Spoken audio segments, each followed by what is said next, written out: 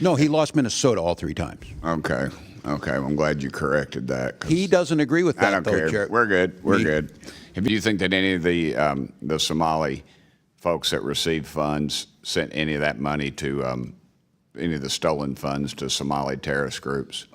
There's been reports done and investigations done on this, and I don't believe there's any proof to support that. Did you receive any campaign contributions from individuals charged in defeating our future case?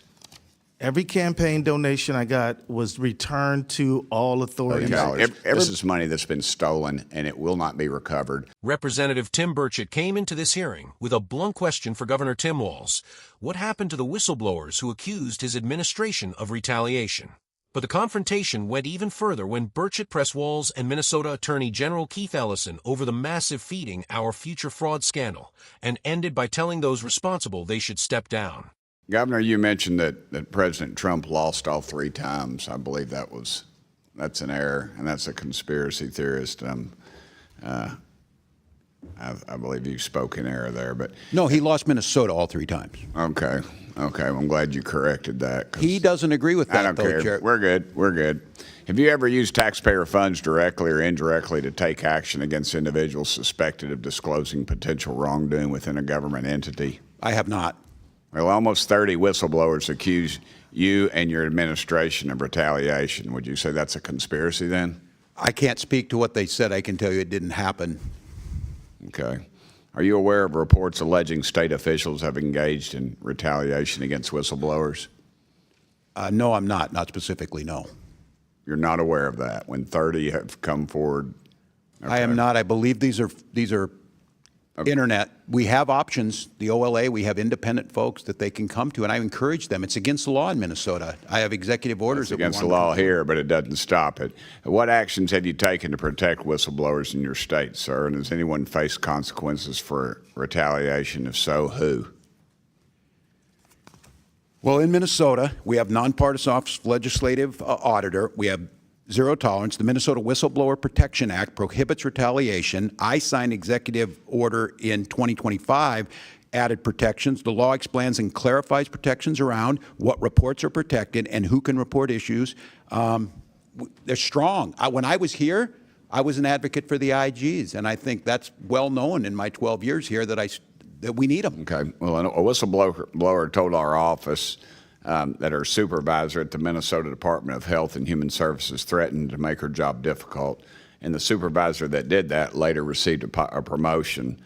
Would that surprise you? And can you confirm if this account is accurate? On June 8th, the House Oversight Committee released a follow-up report alleging that Minnesota officials had known about widespread fraud for years and that state employees who raised concerns faced retaliation. The committee specifically said its investigation found evidence involving whistleblower retaliation and failures to protect taxpayer funds. No, I can't confirm it, and I don't make HR decisions, but when I'm being very clear about this, there's a zero tolerance for whistleblower retaliation in Minnesota. Can you, how can any agency combat fraud when retaliation goes unchecked? It makes it more difficult. That's why we don't allow it. Do you think that the fraudsters sent stolen funds to Somali terrorist groups? Pardon me? Do you think that any of the Somali folks that received funds sent any of that money to any of the stolen funds to Somali terrorist groups? There's been reports done and investigations done on this, and I don't believe there's any proof to support that. Okay. Mr. Attorney General, do you recall a December 2021 meeting with individuals connected to feeding our future, during which you stated there will be cases that I want you to feel free to call me directly, and then I call up and what's the problem? And let me tell you, just letting the inquiry from AG is sometimes enough to make people knock it off. Congressman, yeah, I was at a meeting like that. Let me just say that I've reported on this numerous times. I've been in front of a committee in the Senate. I'm here today. I was in front of a state House committee. This is a widely discussed matter, and I've been fully transparent. But let me just be clear. These people were fraudsters, as everyone here agrees. They were liars. They lied to me. They lied to courts. They lied to everyone. And I would like you to know that I do meet with community meetings all the time. I mean, it's a regular part of my job. Nothing unusual about me meeting with people. Nothing unusual about me telling people if you got a problem, my office will try to help you. But these people were liars and fraudsters. Okay. The main thing is I'd like you to know is that we're down so many federal prosecutors that it has put our ability to hold these people accountable definitely at a loss. Yes, sir. 8-hour days do get long.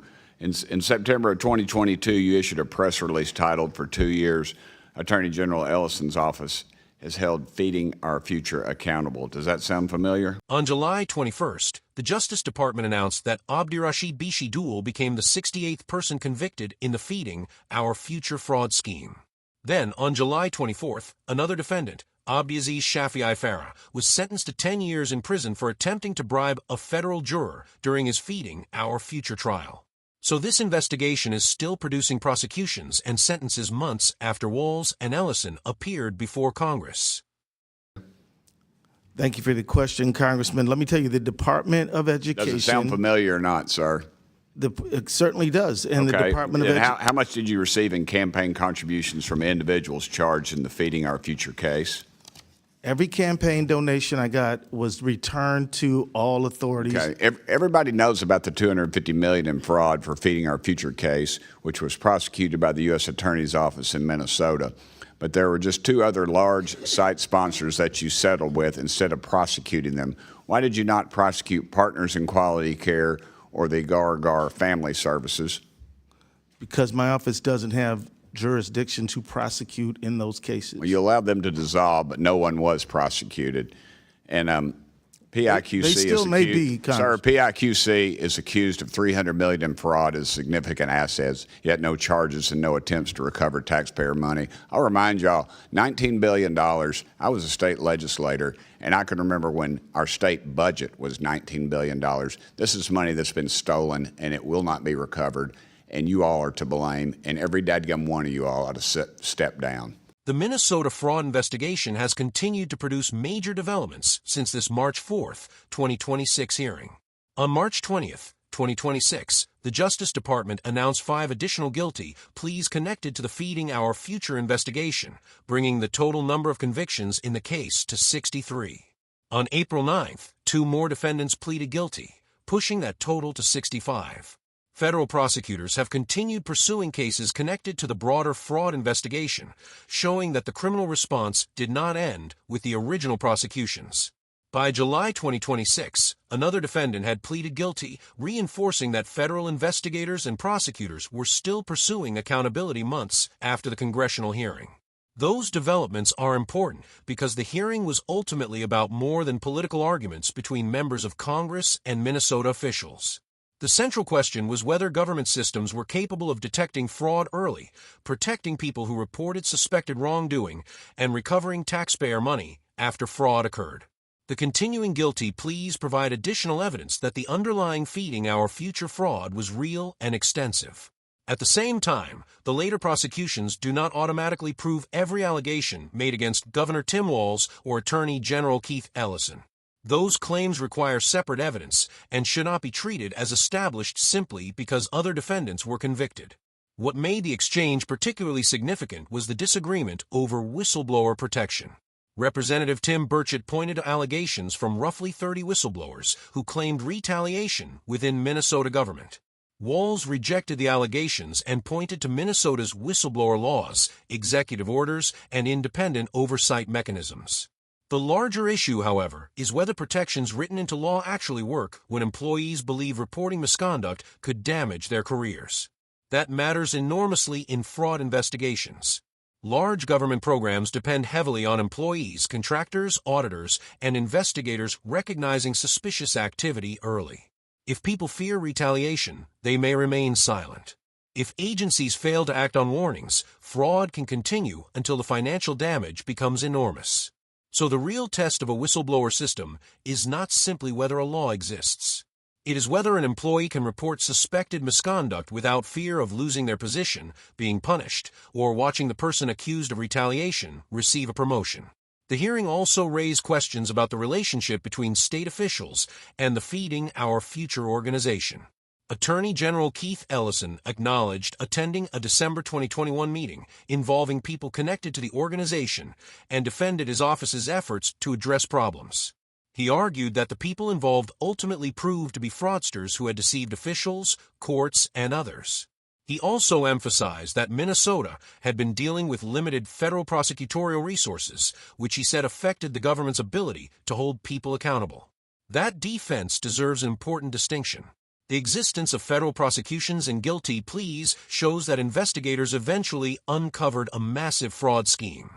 But the fact that fraud was ultimately prosecuted does not answer every question about what government officials knew beforehand, when they knew it, or whether earlier intervention could have reduced the losses.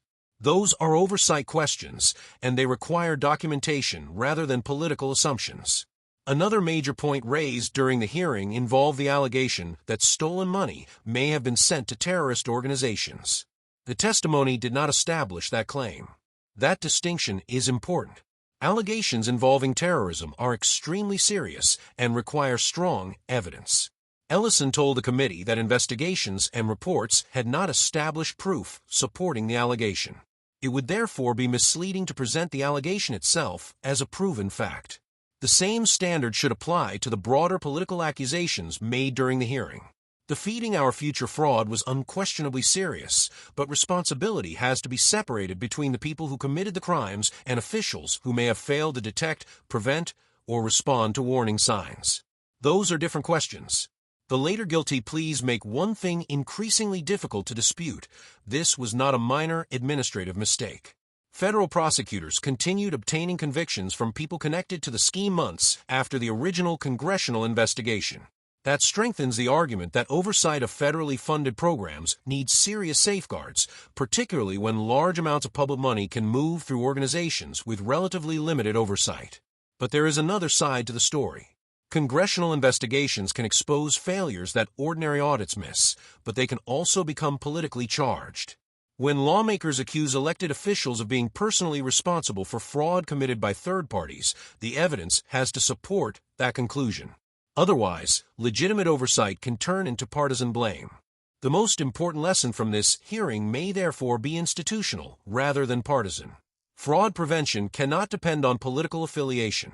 It requires effective auditing, rapid information sharing between state and federal agencies, protected whistleblower channels, prosecutors with adequate resources, and mechanisms for recovering public money when fraud is discovered. The continuing prosecutions also raise a question about deterrence. If people can steal enormous amounts of taxpayer money and remain undetected for years, the penalty after the fact may not be enough. Government has to improve the front end of these programs so suspicious payments are identified before hundreds of millions of dollars disappear. Ultimately, the March hearing exposed a legitimate conflict over accountability. Republicans argued that Minnesota officials failed to protect taxpayers and whistleblowers. Democratic officials argued that their administration had taken action, cooperated with investigations, and ultimately helped expose the fraud. The subsequent guilty pleas show that the underlying criminal scheme was real, but they do not by themselves resolve the political dispute over who should have acted earlier or whether state officials failed in their responsibilities. The bigger issue is whether government learned the right lesson from the scandal. If taxpayer-funded programs can lose hundreds of millions of dollars before authorities intervene, simply prosecuting the perpetrators afterward is not enough. The system has to become better at detecting fraud, protecting the people who report it, and recovering taxpayer money. So the question for lawmakers is this: should Congress focus primarily on punishing the individuals who committed the Minnesota fraud, or should it also hold government officials accountable for failing to detect warning signs and protect whistleblowers before the losses became so massive?